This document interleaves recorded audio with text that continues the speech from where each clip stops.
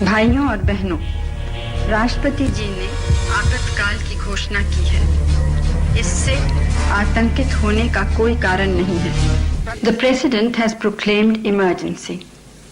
This is nothing to panic about.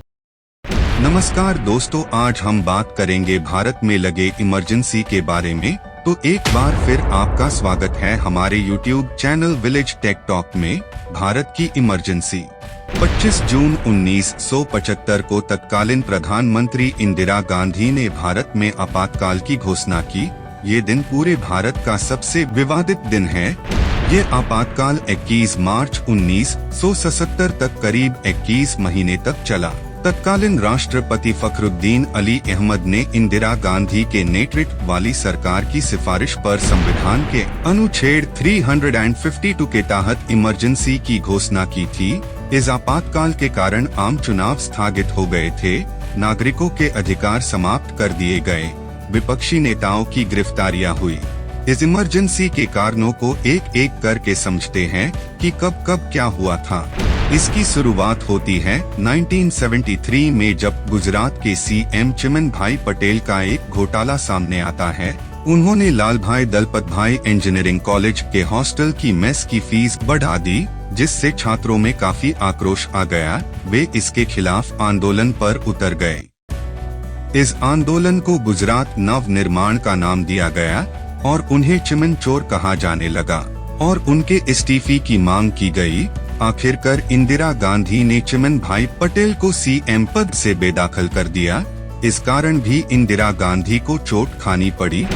Gujarat आंदोलन से प्रेरित होकर मार्च 1974 में बिहार में भी इसी तरह छात्रों का आंदोलन शुरू हो गया। इस आंदोलन को सफल बनाने के लिए विपक्षी पार्टियों ने अपनी पूरी ताकत झोंक दी। इस आंदोलन का नेतृत्व सबसे पहले जेपी नारायण ने किया, इसलिए इस आंदोलन को जेपी आंदोलन भी कहा जाता है।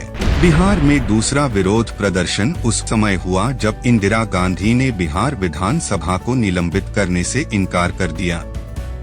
बिहार में जब जेपी नारायण का आंदोलन चल रहा था, इसी समय समाजवादी पार्टी नेता जॉर्ज फर्नांडीज के नेतृत्व में 1974 में रेलवे का हड़ताल शुरू हो गया, जिससे पूरे देश में रेल सेवा प्रभावित हुई। 3 हफ्तों तक चले इस हड़ताल का समर्थन लाखों रेलवे कर्मियों ने किया था, लेकिन इंदिरा सरकार इन पर भारी पड़ी और हजारों कर्मचारियों को गिरफ्तार किया गया। उनके परिवार के लोगों को रेलवे क्वार्टर से बाहर कर दिया गया।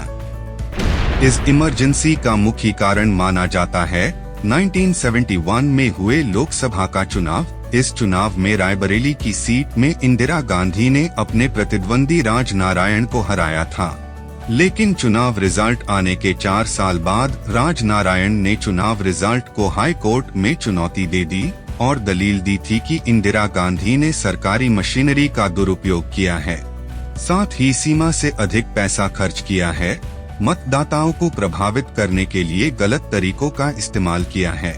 कोर्ट ने इस पूरे मामले की सुनवाई के बाद आरोपों को सही पाया और इंदिरा गांधी का चुनाव निरस्त कर दिया और 6 साल तक चुनाव लड़ने पर प्रतिबंध लगा दिया।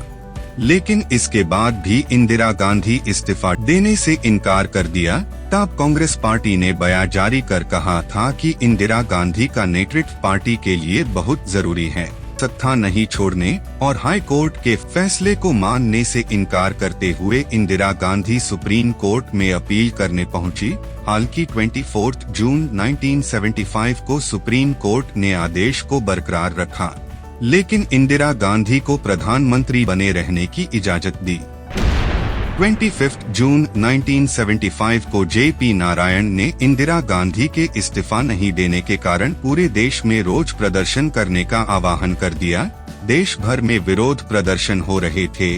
जेपी नारायण, मोरारजी देसाई सहित कई नेता व्यापक विरोध प्रदर्शन कर रहे थे। विपक्ष भी सरकार पर दबाव बना रही थी। नतीजा यह हुआ कि इंदिरा गांधी ने 25 जून की रात में ही राष्ट्रपति फखरुद्दीन अली से आपातकाल के फैसले पर साइन करवा लिए और रेडियो के जरिए आपातकाल की घोषणा कर दी और अटल बिहारी वाजपेयी, लाल कृष्ण आडवाणी, मुलायम सिंह जैसे तमाम नेताओं को जेल में बंद कर दिया। इस इमरजेंसी के समय संजय गांधी के जबरदस्ती नसबंदी प्रोग्राम ने लोगों को दहशत में डाल दिया था। इस नसबंदी कैंप का जिम्मा ग्लैमर गर्ल रुखसाना सुल्ताना को दिया गया था, जो कि अमृता सिंह की मां है, जो कि गांधी परिवार की बहुत करीबियों में से एक थी। लोग इन्हें देखकर डर जाते थे। आखिरकार 21 मार्च 1977 को ये इमरजेंसी समाप्त हो गई और आम चुनाव बुलाए गए, जिसमें इंदिरा गांधी, संजय गांधी सहित पूरा कांग्रेस बुरी तरीके से हार गया और जनता पार्टी ने चुनाव जीत लिया। मोरारजी देसाई पहले गैर कांग्रेस प्रधानमंत्री बनाए गए, लेकिन ये सरकार ज्यादा दिन टिक नहीं पाई और 1979 में मोरारजी देसाई को अपना पद छोड़ना पड़ा। 1979 से 1980 तक चौधरी चरण सिंह को पीएम बनाया गया। 1980 में हुए चुनाव में एक बार फिर इंदिरा गांधी ने चुनाव जीतकर प्रधानमंत्री बन गई। वीडियो आपको कैसा लगा कमेंट करके जरूर बताएं। धन्यवाद।